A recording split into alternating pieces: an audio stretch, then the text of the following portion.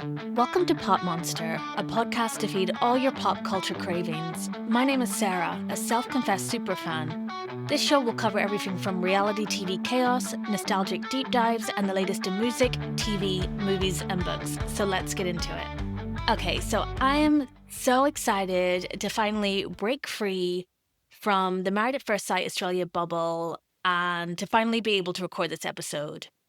It has been in the works for a long time, and I must admit, to me, Mariah Carey is not the elusive chantress. It is Selena Gomez. She is my one big pop girly blind spot. With all of the other pop girls of Selena's era, and before and after, I know at least one of their albums really well. But for me, Selena, I know so little. Most of my knowledge of Selena is not to do with music and is related to either her acting on Only Murders in the Building, which I'm obsessed with and have watched every single season, and I love the coat work that Selena is doing on that show, or her starring role in Spring Breakers, a film that I think about daily despite having only seen it once. So I'm beyond excited to task myself with the duty of finally listening to Selena's whole discography. And I'm looking forward to it, despite my lack of knowledge on her music. I consider myself a Selenator. Selenator? Is that what her fans are called? I'll call myself a cilantro. Anyway, I'll always support a child star because we know that they have been through some shit, so I've always wanted her to thrive. Oh, actually, I just remembered. I have a confession that my main knowledge of Selena Gomez comes from this deep dive blog that I read a few years ago. And this is what I love about the internet. There are people on there that are doing God's work. They are doing the work that the internet was created for. And those people are either the person who made that PowerPoint about the Lord and Jack Antonoff potential romance, or the incredible person who created this whole timeline, which the FBI could only wish to produce, outlining the whole Selena, Bieber, Hailey love triangle. Sorry, I haven't even said yet that for this episode, I will be listening to Selena's debut record that she released in 2009 with her band Selena and the Scene, entitled Kiss and Tell. Now, I've never considered Selena an albums artist, and I've heard a lot of people say that about either Ariana Grande or Rihanna. And on those two latter artists, I would have to strongly disagree. I have listened to every single album of theirs, and there are some deep cuts that are incredible. But with Selena, the only songs that I know are either her non album singles or maybe roughly, I would say, two of her album singles. And actually, it's unfair for me to say she's not an albums artist, as I've already told you, I'm ignorant to her music. So I'll make that determination once I've listened to everything. And in terms of her non album singles, one of my legit favorite songs of all time is Bad Liar. I will listen to that song on any occasion. It's on basically every one of my playlists. Okay, so with the album Kiss and Tell, I will dive into all the details, but I must first preface this by saying that, as someone who is listening to this album for the first time in 2026, at the age of 33, I had no right to enjoy this album as much as I did. I loved it. 2026 so far has been a pretty tragic year in terms of album releases. There hasn't been much that's been released yet that has really piqued my interest. I'm really holding out all my hope for the Olivia Rodrigo third album, and I'll admit I'm a bit nervous for it. I'm a big fan of Olivia Rodrigo, but the single Drop Dead, I'm hoping that I see some songs that I prefer on the album. Let me just leave it there. But for Kiss and Tell, this album is up there with one of the best albums I've listened to this year. I added 6 songs from this album to my pop and my 2000s playlist. And I'm a picky girl. I hate a lot of stuff. And I would say that usually for a kind of mid-okay album, I add no more than 3 to 4 songs to my playlist. So I was actually pleasantly surprised by this album. I think part of the reason that Selena has been such a big blind spot for me is due to her early career.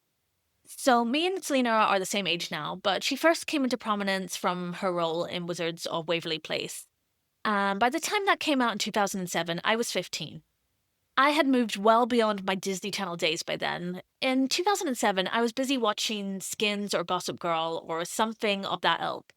So I hadn't seen a single episode of Wizards or Hannah Montana or anything that came out around this era. I think the last thing that I ever watched from Disney Channel would be the High School Musical franchise, and that could not be avoided. That was such a phenomenon. I can still remember the first time I heard anything about it. when I was staying over at a friend's house and they pulled me over to their computer to look at their Bebo page. And on it was a video of Troy and Gabriella singing Breaking Free. It was iconic. But for me, my main era of the Disney Channel was when Lizzie McGuire was on, and Hilary Duff and Raven Simone will always be my ultimate Disney girl. I will say there's actually a lot of overlap between Hilary and Selena because they are both regarded as the weakest Disney vocalists. And to be fair to Selena, she had to contend with two absolute powerhouses as her peers, Demi and Miley. And don't get me wrong, I love Come Clean by Ms. Duff. But I listened this year to her latest album and it was hard to get through because her vocals are so thin. And I didn't get that when listening to Selena on Kiss and Tell. Now, I'm no music or production expert, I just like what I like. But I think how they layered her voice and produced her on this album with the backing vocals added a lot more depth to her songs. So I will warn you that I take my unpaid job as a 2000s nostalgia detective very seriously. I did not phone this in. Beyond just listening to the album, I sat down and watched the pilot episode of Wizards of Waverly Place. And wow, I felt like a bit of a weirdo watching this. I pulled the blinds over in case the neighbors thought I was some kind of weird pervert. And 2007 really wasn't that long ago, but the quality on Disney Plus is horrific. I wasn't ready for that standard definition, and obviously, like this album, I am not the target audience for that show in 2026. But I enjoyed it. I'm not planning on binging all 4 seasons, but Selena's acting was good. I liked her theme song, and I was surprised to see that annoying hat girl from Scream Queens in the episode as Selena's rival. And this show was weird. They have shown all these girls who recently had nose jobs, and to be fair, my Katy Perry teenage dream is a nose job, so I can't blame them. One bone I do have to pick with the fans of that show is that I remember as a teen, I used to watch a lot of different fan videos that people made on YouTube for couples that they shipped from teen shows. And I remember in some compilations stumbling on some for Wizards of Waverly Place when browsing. And everyone was shipping Selena's character with David Henry. So, colorfully surprised when I watched this episode and discovered that he's her brother in the show. What was going on online, guys? This is up there with people wanting the brothers to get together on Supernatural. Anyway, I watched that episode and I also did a really big deep dive on YouTube. Thank you to the YouTube gods for making it so easy to sort channels' videos from oldest to newest. That's what I did with Selena's YouTube channel. And I watched all 8 episodes that Selena's team shared of the process of forming this band and releasing this album.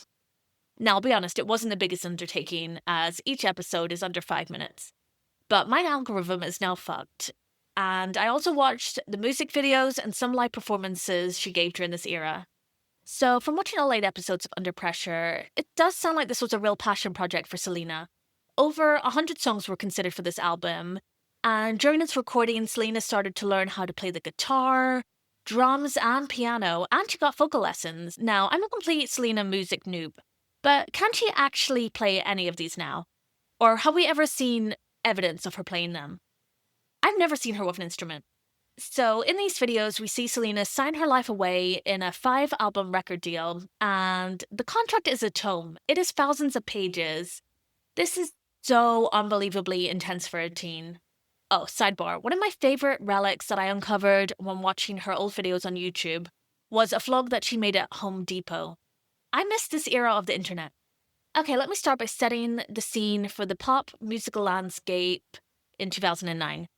So, Selena was a little late to the album party compared to both Demi and Miley, who had released 2 albums by this point. Although she had previously recorded a few songs for some Disney compilations and for the soundtrack of Another Cinderella Story. One of which, Tell Me Something I Don't Know, was also included as a track on Kiss and Tell. At this point, the Disney machine were really trying to churn money out of these young stars through any means that they could. So regardless of any music career aspirations that Selena had, she couldn't really afford it, and was scooped up by Disney's Hollywood Records, just like all the other girls. I do think it was a smart move to differentiate Selena by having her be part of a band, and I think this helped to give her more support when she was starting out, because watching some of these performances, she's not as natural a singer or music artist as Demi or Miley were. Now, I will talk more about the chart performance for this album and the singles later, but regardless, this album was kind of a smash.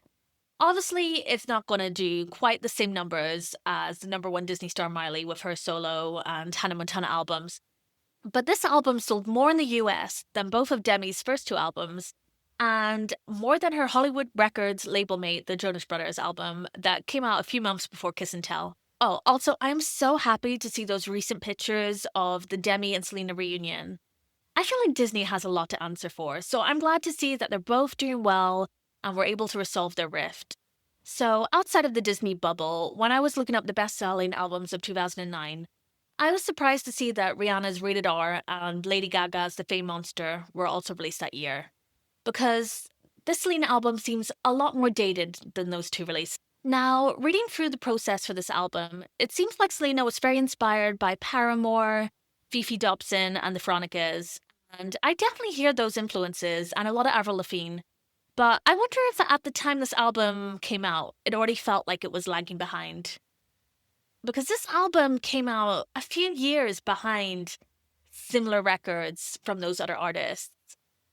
I could swear that Fifi Dobson was doing the same thing in like 2003.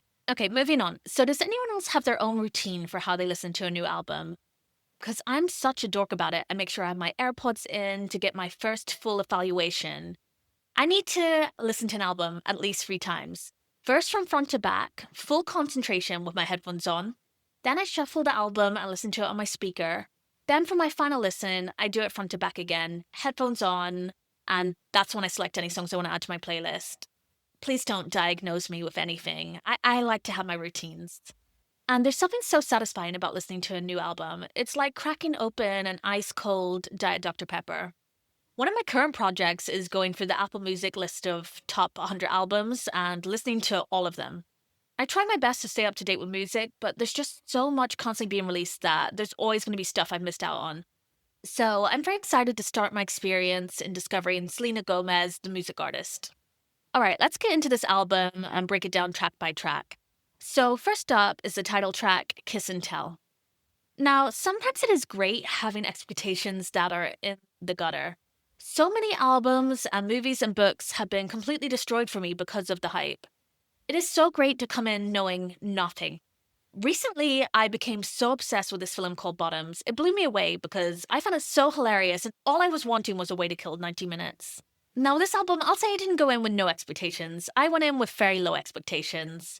This is an album recorded by a 17-year-old who is signed to Disney's record label, and I'm sure they had a lot of control over this release.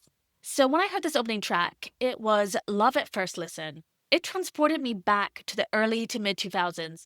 This is a song that we would have heard playing in the car of Regina George or Mia Thermopolis from The Princess Diaries. This could have been on the Freaky Friday soundtrack. So this song is about a two-faced friend that is spilling all of Selena's secrets behind her back. So my ignorance is showing again. I was not expecting this album to be so punk pop. I've always associated that sound more with Demi, that's more of her wheelhouse, and I'm more familiar with Selena's later dance sound. But this song goes off. There are hands clapping, the drums are wild. I had to look up who was doing the drumming, and there is some serious talent on this album. Disney can get names. The drummer is Josh Freese, who is a prolific touring drummer who has worked with basically any rock band you can think of. He's also a member of the Vandals. Just stunning work. This is in my top 3 tracks from this album, and honestly, none of my top 3 are the singles. Although I do understand why they chose the singles they did. Kiss and Tell was the B-side to the single for Naturally, and if it was me, I would just keep flipping that record around to the superior B-side. A recurring theme that I saw when looking through the track list is that all the songs that I would consider the hits are all produced by Ted Bruner and co-written with the legendary drummer for the Go-Go's, Gina Shock. So when I looked up Mr. Ted's credits, he has worked a lot with Katy Perry and 3 Days Grace. So this man has range. He's also responsible for the production and for co-writing with Gina one of my personal anthems, Breakout by Miley Cyrus. So respect must be put on both of their names. Okay, up next we have I Won't Apologize. So I've read a little bit of the lore around this song, and it was originally called I'm Sorry. And this is one of the few ballads included on this record, and for that I say thank God. Selena isn't built for a ballad. I think this song dragged the album down, but it is reportedly inspired by her relationship with Nick Jonas, And it's also the only song on this album that has Selena listed as a co-writer. So I do respect her craft and her adding a little bit of her personal story to the album. Wow. And I will say that it is a lot better than the Nick Jonas song Last Time Around that is rumored to be written about Selena. And I will say, if we ignore that Nick Jonas song, Selena has inspired a lot of great music. If we contrast her for a second with her friend Taylor Swift, Taylor has written many incredible songs about her exes and people in her life, but none of those flops have created, in my opinion, a single good song about Taylor. Whereas Selena has some real hits written about her by Justin Bieber and The Weeknd, and by Miss Taylor Swift herself.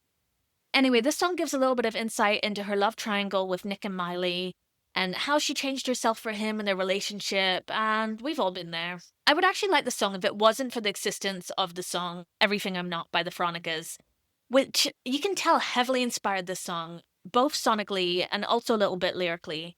At least in my opinion, I just couldn't separate the songs, and Everything I'm Not is just superior. It is one of Max Martin's masterpieces with that dirty little troll, Dr. Luke. Weirdly, this album contains many songs that are produced or written by frequent collaborators of the Veronicas, including Toby Gad and Greg Wells, but none of them are credited on this track. Selena did say that this was her favourite song on the album at one point, and we'll just have to agree to disagree on. Moving on to track 3, we have Falling Down, and this song is basically a satire that is poking fun at Hollywood life and the industry, kind of like Demi Lovato's La La Land. So this was the first single from the album, and one of the songs produced by my dream team of Ted Bruner and, I don't know if I'm saying his name right, but Trey Fitito, who also co-wrote this with Queen Gina Shock. And when you've got them three working together, the song is a hit. It's very catchy, such an earworm. I do wish that it had a bigger finish or went somewhere more interesting. It's just very repetitive, which does make it fall a little flat for me. So, onto the music video for this song, and it's fine.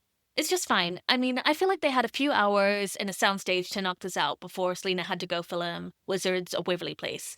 Let's just put some mosaic patterns on the wall and you guys perform on the stage, and we'll call it a day.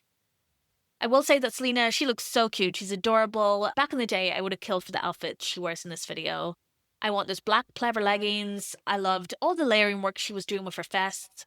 I also took the liberty of watching the live performance of this from Dancing with the Stars.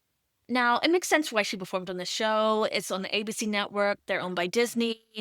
And personally, I'm not the biggest fan of dancing shows. I prefer singing competitions, and the only season I've ever seen of Dancing with the Stars is the one that had both Zendaya and Lisa Vanderpump on the cast. Anyway, this performance is rough. Bless her. She just looks like a deer in headlights. She's so stiff. Maybe she was a bit restricted by her dress, but she is struggling with the vocals in the chorus. At least they did her the mercy of having Derek Huff and Karina Smirnoff do a dance to distract us during this song. A fun fact about this song is that it's featured on Guitar Hero 5. And not just anyone can say that, alright? That is a milestone. In terms of chart performance, this song didn't really light the world on fire. Its peak position on the US Billboard Hot 100 was 82. But it sold 500,000 units, and it's unclear how many of them are actual physical sales and not streaming numbers. I assume that must be mainly physical sales because this is 2009. But it was certified gold, so not too shabby, Selena. For track 4, we have I Promise You. And this is one of two songs in the record that are produced by Super Spy and co-written by them along with Lindy Robbins. So in that YouTube miniseries, we do get to see Selena go into what looks like a recording studio cabin that has a lava lamp. And in terms of the producer Super Spy, one of them is super hot. But it must be so strange to be so young and working all the time with these grown men. I'm glad that she always seemed to have her mum with her. But we see Selena in the studio recording I Promise You and more. And we see that before she starts recording I Promise You, the producers make her do 10 jumping jacks. I didn't care for that. But this song is such a snooze. To be fair, if I was listening to this as a tween, I would think that it is the most beautiful love song I'd ever heard in my life. Maybe I'm too broken down and jaded by life to enjoy it today. Anyway, the co-writer for this song, Lindy Robbins, also wrote the Demi Lovato hit Skyscraper. So I will say, potentially I Promise You isn't her best work, but they can't all be number ones. Speaking of best work, we need to talk about track 5, a little song called Crush, and I am furious with myself. How has it taken me so long to hear this? I could have been playing this on a loop for the past 17 years. Yes, it's been 17 years since this album was released. Death is coming for all of us. There are not enough words for me to describe my love for this song. It's actually a lot easier to talk about the songs that you hate. This should have been a single. Falling Down who? I believe in the butterfly effect, and if Crush had been released more widely, I believe that today Selena would be the number one best-selling artist of the 21st century, and that Donald Trump would never have been elected as president. I mean, I think she's doing okay regardless with her billion-dollar beauty brand. Okay, I need to calm down, but seriously, if you're listening to this podcast and have never had the joy of listening to this album, if there's one song that you need to hear, it's Crush.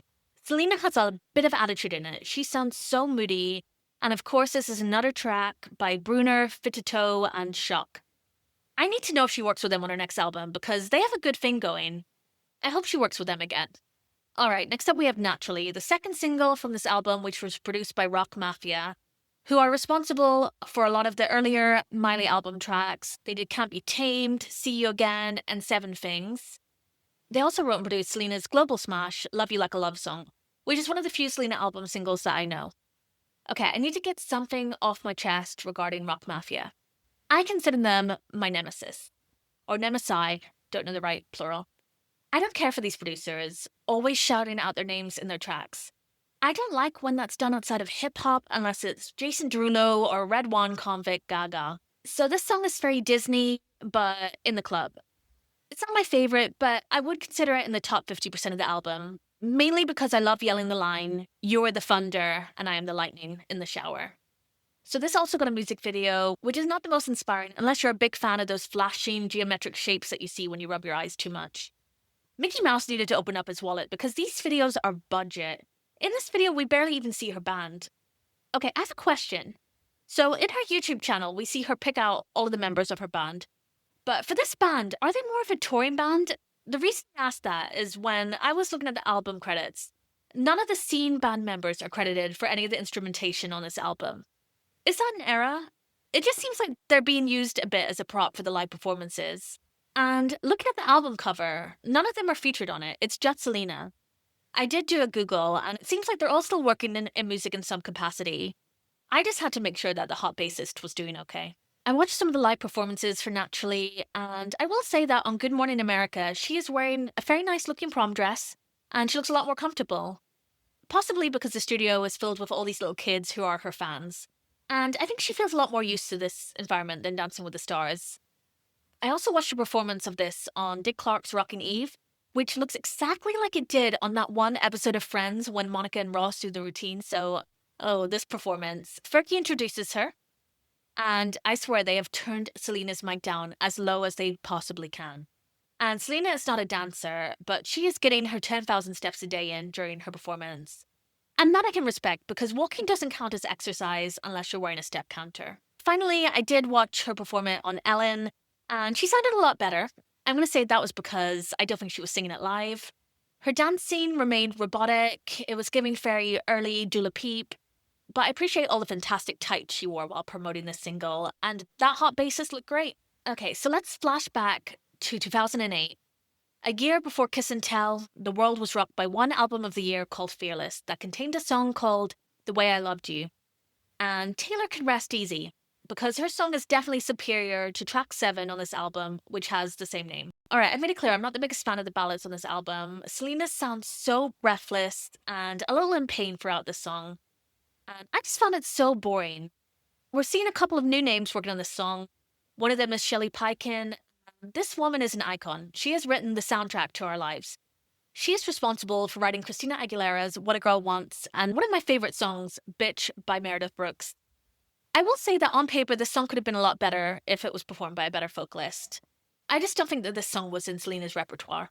It reminded me of the kind of big ballad that would be featured at the end of a Disney Channel original movie. Alright, next track is More, and this is the second song written and produced by Super Spy, who we saw at the recording studio with Selena in her web series. And every night since I've watched that, when I shut my eyes, ready for sleep, I am haunted by the footage of Selena repeatedly having to sing more on a loop. This song to me is just filler. There are 13 songs in this album, so pretty average, but once we get to the second half of this album, there are a couple of songs that I like, but there are a lot that I would skip on a re-listen. Okay, I don't like how negative I'm being, so I'll try to be positive. I do like the electronic rock sound, and I do love the whole spoken sections where she's saying, all the way 101% touchdown. That is high camp. I'm just surprised at how much they were pushing the promotion of this song. So when Selena was going to Dick Clark's New Year's Rockin' Eve and Good Morning America, and she was performing naturally, the second song she would perform is More. And I'm baffled by that decision. It should have been Crush. Anyway, next up we have As a Blonde. And ugh, I'm gonna get angry again in a second. I love this song. This is in my top three, and it is a cover of a Fifi Dobson song, and it's fantastic. I need to re listen to Fifi's albums because I was obsessed with her songs Everything and Stuttering. That woman is Canadian royalty. This is one of the songs that we see Selena working on with her vocal coach in her YouTube miniseries. I will say that she sounds quite different in this song. She sounds a little bit like Miley. But this song brings me back to one of the biggest plights for women in the early 2000s, the brunette versus blonde hair wars. At my mom's house, she has a picture of me when I was about 15 years old, wearing this t shirt I got from Sarah that is brat green and has the words, I love my brunette hair on it. These hair wars were serious. I think a lot of it stemmed from the Brad Pitt, Jennifer Aniston, and Angelina Jolie love triangle. I don't know if that's true, but to me, Jennifer Aniston is a blonde. Anyway, this song is a jam. At my big age, it makes me want to dance and jump around on my bed like Kiki Dance did in Bring It On. Now, what makes me angry is when I was looking at the tour setlist for this album, they performed the full album apart from I Got You, which, yeah, fine, that's whatever, and As a Blonde. This was a major tactical error. Track 10 is I Don't Miss You at All. Now, this is one of the most egregious copycat song cases on this album. This isn't some deja vu cruel summer bullshit. This song is basically a copy paste of Untouched by the Veronicas, one of my favorite songs ever. I thought I was so cool when I was 14 because my middle name is Veronica, my favorite band was the Veronicas, and my favorite TV show was Veronica Mars. Oh, that was such major dork behavior. Anyway, the songwriter and producer on this track is Toby Gad, who is a big deal. Selena got top talent on this record. This man is responsible for John Legend's All of Me, Fergie's Big Girls Don't Cry, and Untouched by the Veronicas. Yeah, Toby really phoned it in on this track. I Don't Miss You at All isn't a bad song. It's a really good dance track, but I didn't add it to my playlist, because why would I when I can just listen to the original Untouched? Once we reached track 11, Stop and Erase, this is where the album ended for me. This is the final song I enjoyed. And of course, working on this were my dream team of Brunner, Fitito, and Shock. Sent them their flowers. I love all the work that they did in this album, and the combination of them and Selena is really working for me. This is another one of the rockier songs where she's really given a big fuck you to the Mean Girls, and it's punk. It's low key punk. Play this while you're driving at full volume and try your best not to mow over any pedestrians. Just to be clear, that was a joke. My dyspraxic ass can't even drive. But this song is a treat, and I'm obsessed with all of the little woes that she throws in there. Chef's kiss. Okay, so next up we've got I Got You, which, in a very edgy, illiterate move, is just a letter U and not the fully spelt out YOU. Selena hasn't got time for spelling that whole word. So, as I said, this along with my anthem, As a Blonde, was excluded from the tour set list. And I get why this song was excluded. It's whiny and also has some kind of sedative added into the mix. It's one of the tracks on this album that makes it clear that this is a Disney project. And that matches when I looked up the producer and one of the songwriters in the song, Matthew Wilder, whose most prolific work is producing the iconic No Doubt album, Tragic Kingdom. And he is also the man behind the music of Mulan, and I'll Make a Man Out of You would curb stomp the fuck out of the song I Got You. This isn't his best work. It doesn't feel good being so negative about an album created by a teen who was under the thumb of the Disney machine. And I was actually genuinely really impressed by Selena's work on this album. Alright, the final song on this album is Tell Me Something I Don't Know, which was originally released as a single to promote her film Another Cinderella Story. This song to me is just Fly on the Wall by Miley Cyrus. It sounds so much like that song. Every time I hear that lyric, how many inches in a mile? I also hear in my head Nene Leakes saying, shut up. That is so stupid. From Real Housewives of Atlanta when Phaedra was pretending not to know her due date. This is also the song where she has this spoken segment. It's hard to call it rap, and it reminds me a little bit of Hollaback Girl. In the music video, they have these words flying around her head during it, and the font they used was criminal. In the spoken word section, there is also a reference made to Hurricane Katrina. Who thought that was a good idea? It makes no sense. And from what I'm reading, they removed that bit where the guy says, Cell hit the track like Katrina making waves from the Radio Disney version, but it's still there on the album version that I listened to on Apple Music. Okay, so this music video has an actual location out of a soundstage. I'm assuming it's potentially the set of another Cinderella story. I can't confirm because in my canon, there is only one Cinderella story and it's starring Hilary Duff and Chad Michael Murray. And the only other Cinderella I recognize is called Brandy, and her fairy godmother is Whitney Houston. So in this music video, she's dressed in a maid's outfit and she's sweeping and mopping while some crazy older white lady is just chasing her and yelling at her. It's really reminded me of that TV show Devious Maids. That show was good. I think I only watched the first season. I need to finish that on Disney Plus because I think I'm done with Wizards of Waverly Place. Okay, so Selena also has a dance break during the music video. The less said on that, the better. It's wooden. And throughout this music video, Selena is dressed in so many referee stripes. Like, she looks like she's managing a footlocker. She's also at one point wearing a random gold tie over her vest and sequin blazer. And this whole look just seems so dated. Were women trying to look punk rock with the tie after 2002 and the release of Avril Lavigne's debut album? Okay, so that covers all the album tracks. And I want to get into the critical and commercial reception and a little bit on the promotion that was done for this album. Okay, so the album artwork. Now, the US cover is iconic. It has Selena with the rhinestone heart on her lips. I had never listened to this album before, had little familiarity with the singles, but that album cover is burned into my retinas. I saw that a lot in the 2000s. I only have one issue with the cover, and it's a small nitpick, but I don't like how they made the outer edges of her lips pale, so that they blend into the rest of her face. I think they could have gone for a darker pink rhinestone heart in the center, then let the rest of her lips be their natural color. Regardless, it's a masterpiece, and I can't comprehend why they bothered with the alternative international cover. It's a flop. It's boring. Maybe it's trying to look more adult, but if I was buying a physical copy, I'd want the one with the US cover. So if we know anything about the Disney kids, they were worked to the bone. And somehow Selena found the time around filming Wizards of Waverly Place and her other movie projects to embark on a tour. I must say that I appreciate that they kept this tour on a very small scale, because Selena wasn't crawling out of the womb singing and performing like Miley or Demi were. It was just 19 tour dates, all in the US apart from one in London, relatively small venues that had a capacity under 2,000 people. This was a smart move, and looking at the set list for the first leg, she performs the whole record with a couple of omissions. I won't go into that again. And she also does some covers of the Backstreet Boys' I Want It That Way and Katy Perry's Hot and Cold. And I did find some recordings on YouTube of her performing I Want It That Way. And I did like that it gave some of the other members of the scene an opportunity to sing, but I still say leave it. Justice for As a Blonde. I won't get too much into the second leg of her tour because it also includes songs from the second album, which I haven't listened to yet, but I do find it cute that she did a cover of You Belong With Me. Alright, so looking at the commercial performance for this album, it reached a peak of number 9 on the US Billboard 200, which is fantastic for a debut. But what I will say is that this album had longevity and spent 59 weeks on that chart and ended up selling over 930,000 copies in the US and was certified platinum. This is Selena's best-selling album until Revival in 2015. And I haven't met her yet, but I'm looking forward to it. The critical response was mixed to positive. You know what, actually, I don't want to get into this too much. This album is mainly getting reviewed by older men. They can't gauge that not everything is being created for them. They're not the target audience, so they can't appreciate it. And if you don't recognize Crush as the anthem that it is, then I can't take your opinion seriously. Let's wrap it up with a few superlatives.